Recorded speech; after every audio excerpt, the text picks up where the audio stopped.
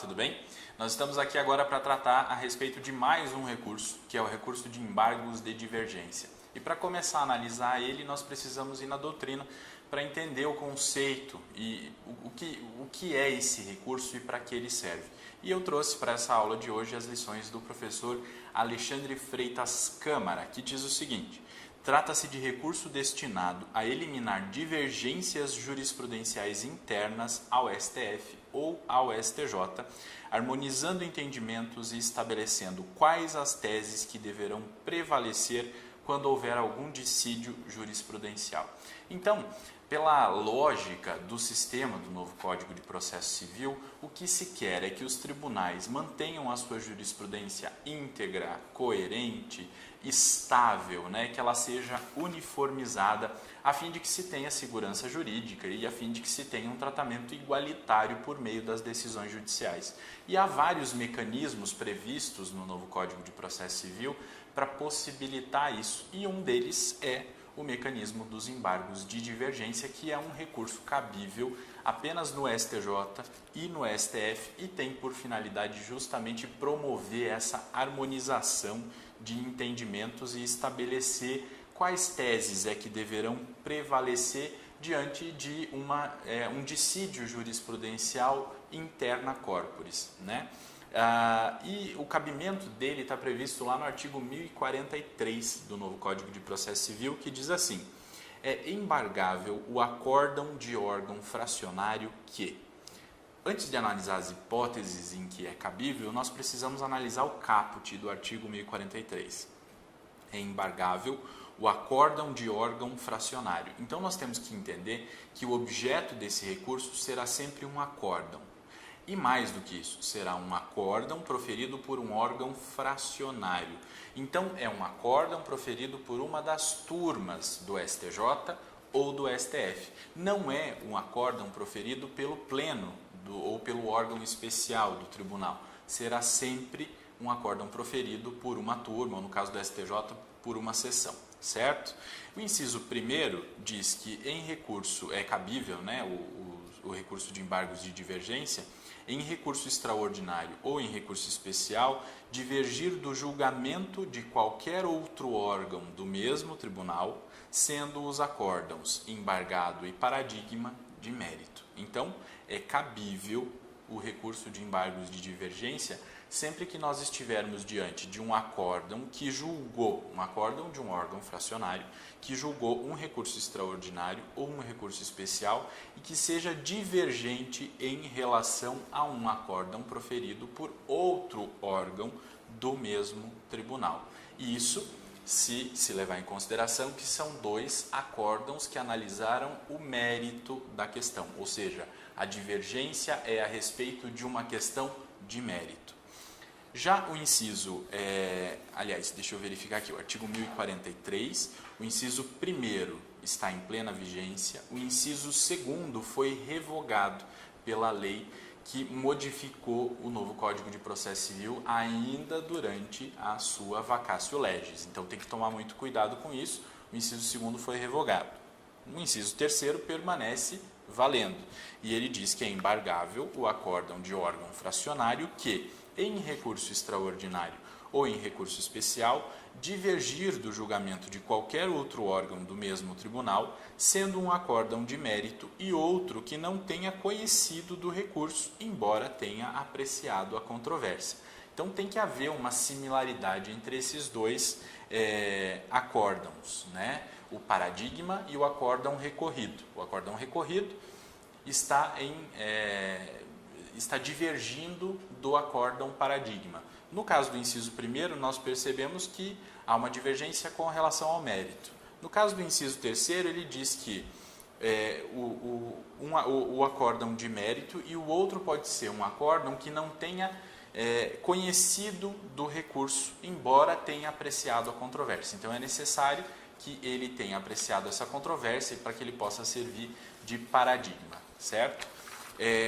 E o parágrafo, o inciso 4º do artigo 1043, que trazia mais uma das hipóteses de cabimento, também foi revogado. Então, no artigo 1043, nós temos duas hipóteses de cabimento, uma no inciso 1º e uma no inciso segundo, ok? Então, como objeto desse recurso, nós temos sempre um acórdão. O artigo 1043 fala que o objeto do recurso tem que ser um acórdão de um órgão fracionário.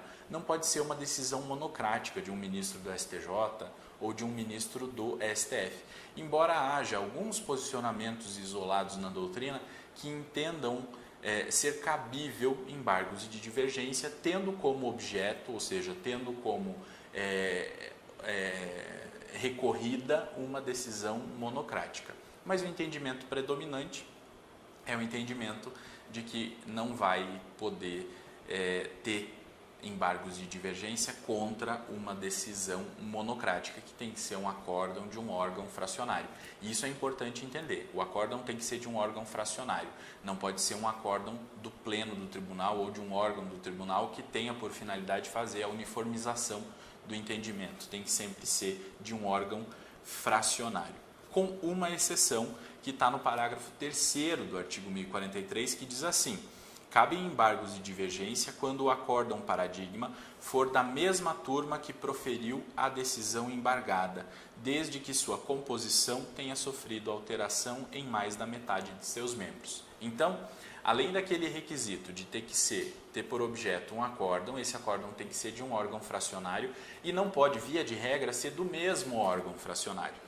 Então, eu não posso, diante de uma decisão da primeira turma do STF, querer interpor embargos de divergência e levando em consideração como paradigma uma outra decisão da mesma turma, da primeira turma. Porque, geralmente, quando acontece isso, se está diante de uma evolução do entendimento daquele órgão fracionário e não necessariamente de uma divergência.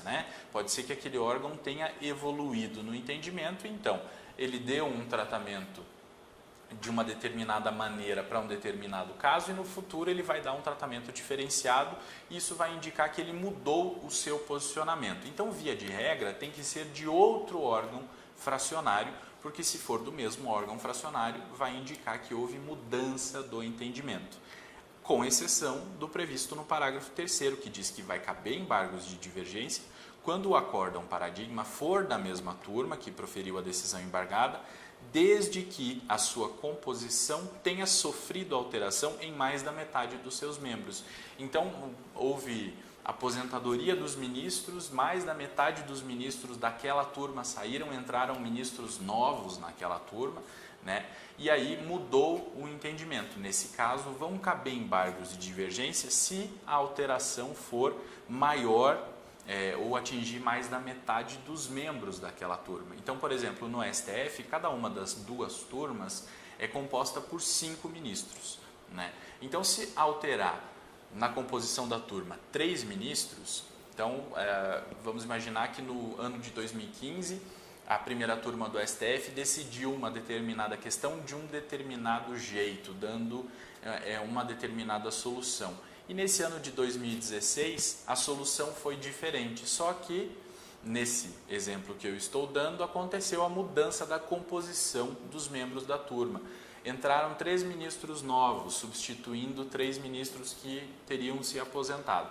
Nesse caso, como aconteceu essa alteração substancial da composição da turma, é cabível embargos de divergência, a fim de que essa nova composição defina se de fato houve uma evolução do entendimento, reveja aquela questão, e para saber se vai continuar valendo o posicionamento anterior ou se vai passar a valer o novo posicionamento, ok? Mas, via de regra, sempre o acórdão paradigma tem que ser um acórdão de outro órgão fracionário, ok? Há uma outra discussão na doutrina com relação ao paradigma. Há doutrinadores que entendem que o paradigma sempre tem que ser também um acórdão. Não é só o objeto do recurso que tem que ser um acórdão. Também o paradigma tem que ser um acórdão.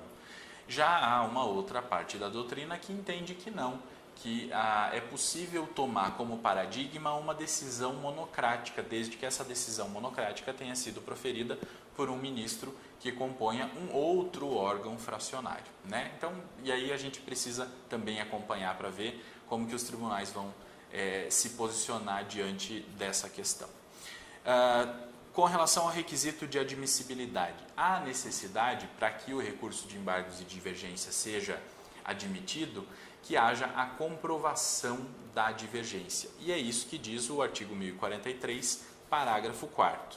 O recorrente provará a divergência com certidão, cópia ou citação de repositório oficial ou credenciado de jurisprudência, inclusive em mídia eletrônica, onde foi publicado o acórdão divergente, ou com a reprodução de julgado disponível na rede mundial de computadores, indicando a respectiva fonte e mencionará as circunstâncias que identificam ou assemelham os casos confrontados.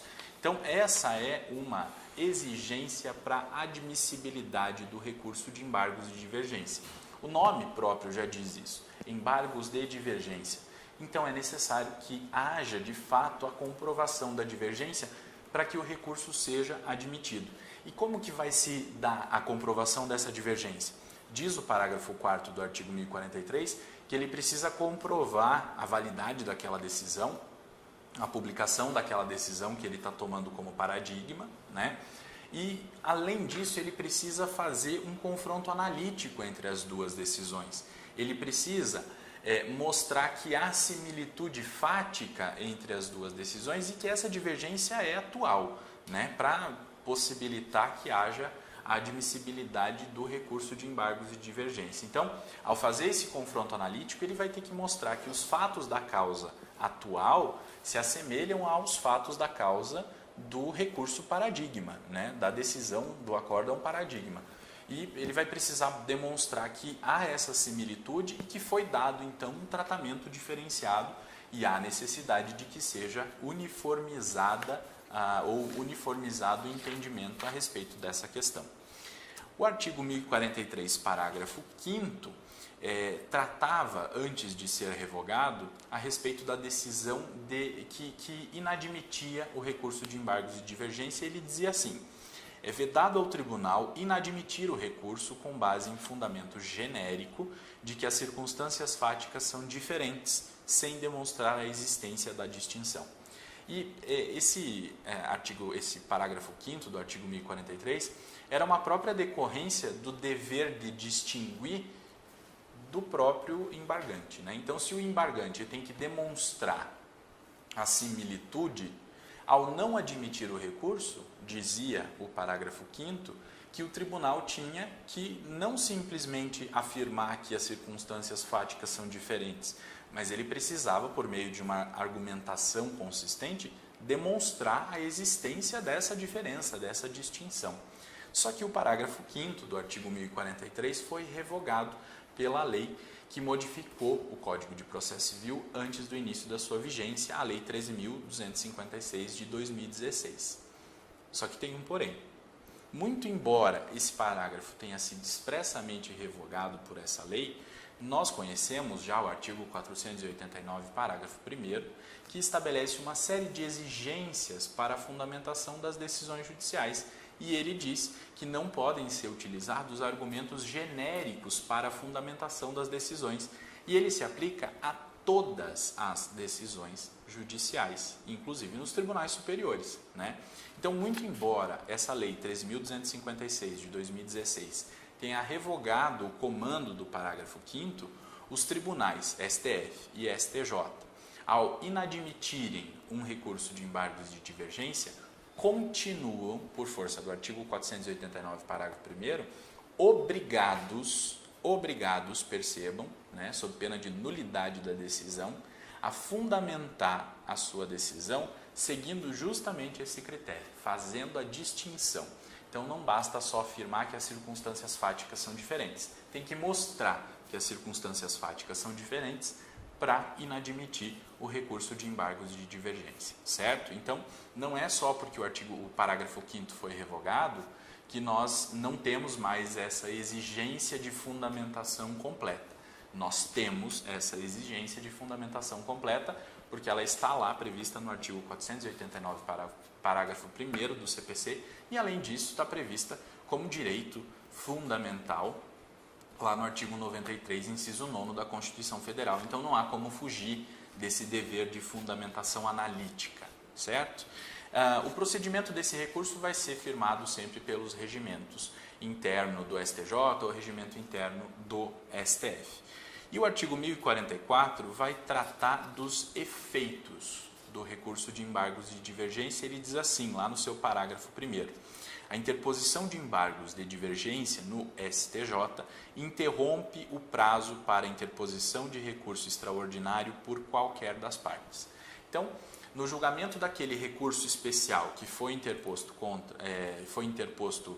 que está sendo julgado pelo STJ, percebeu-se que há uma divergência, né? Então, uma turma do STJ julgou de forma divergente com relação ao julgamento dado por outra turma do STJ. E aí vai caber o recurso de embargos de divergência, né? E esse recurso de embargos de divergência vai interromper o prazo para a interposição do recurso extraordinário. Então, isso quer dizer que aquele prazo do recurso extraordinário vai voltar a contar do zero depois do julgamento do recurso de embargos de divergência. Tá? Sempre lembrando, né, que nós precisamos conhecer essa regra de interrupção do prazo e de suspensão do prazo. Quando há interrupção do prazo, o prazo volta a contar do zero. Quando há suspensão do prazo, ele continua a contar de onde ele parou.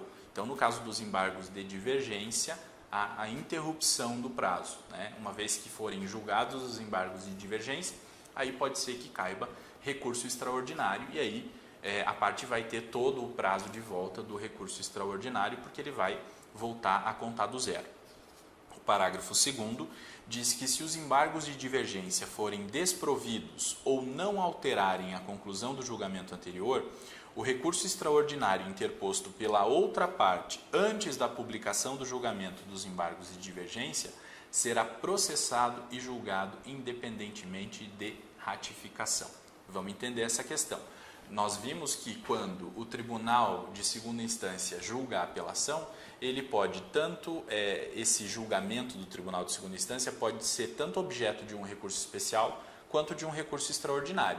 E esses dois recursos podem ser interpostos conjuntamente. Então vamos imaginar um determinado caso em que no Tribunal de Justiça do Estado de São Paulo tenha havido o julgamento de uma apelação e o acórdão afrontou tanto a legislação federal infraconstitucional quanto a Constituição. E aí a parte recorreu, interpôs um recurso especial e interpôs um recurso extraordinário. Os dois recursos vão ser remetidos ao STJ, para primeiro o STJ julgar o recurso especial. Muito bem, o STJ julgou o recurso especial numa das suas turmas. Julgou o recurso especial e a parte percebeu que aquele acórdão contraria o entendimento de outra turma do STJ. E aí vai caber então embargos de divergência. Vai haver a interposição do recurso de embargos de divergência, ele vai ser julgado. Quando ele for julgado, aí então é que vai ser remetido, ou vão ser remetidos os autos do processo para o STF, para o julgamento do recurso extraordinário, na hipótese de ele não restar prejudicado pelo julgamento, tanto do recurso especial quanto dos embargos de divergência. Ok? E isso vai acontecer independentemente de ratificação. Se ele não restar prejudicado, eu não preciso perguntar para a parte se ela quer, de fato, que o recurso extraordinário seja encaminhado ao STF, porque ele será imediatamente. Tá?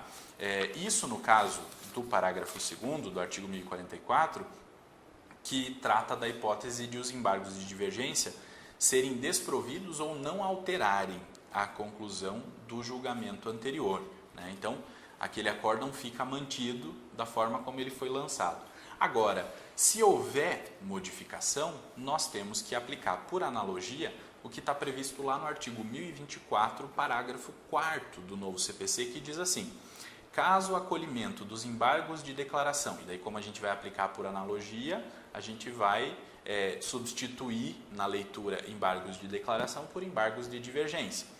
Caso o acolhimento dos embargos de declaração implique modificação da decisão embargada, o embargado que já tiver interposto outro recurso, no caso aqui do exemplo, o recurso extraordinário, contra a decisão originária, tem o direito de complementar ou alterar suas razões nos exatos limites da modificação, no prazo de 15 dias, contado da intimação da decisão dos embargos de declaração. Então, nesse caso aqui, como não há uma regra específica do recurso de embargos e divergência, nós vamos aplicar por analogia, e quem defende isso é o professor Alexandre Freitas Câmara, nós vamos aplicar por analogia o contido no parágrafo 4º do artigo 1024, que disciplina sobre os embargos de declaração.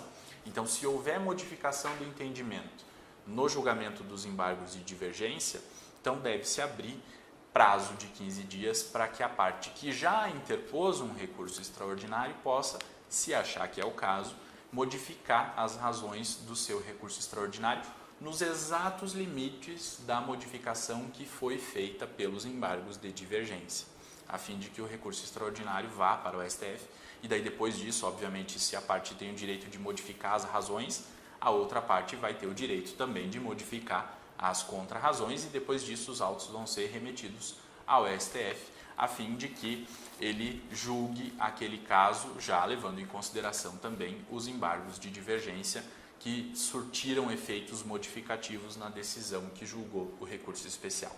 Ok? Então, dos embargos de divergência, nós precisamos ter em mente que o objetivo principal deles é preservar a estabilidade, a integridade, a coerência, né, e essa uniformidade da jurisprudência do STJ e do STF. Ele é um recurso específico, né, para casos específicos, quando se tem um acórdão de um órgão fracionário, nos casos do artigo 1043, incisos 1º e 3º, proferido por algum órgão fracionário do STJ ou do STF. Ok? Era isso que nós tínhamos para tratar sobre o recurso de embargos de divergência. Nos vemos na próxima. Até lá!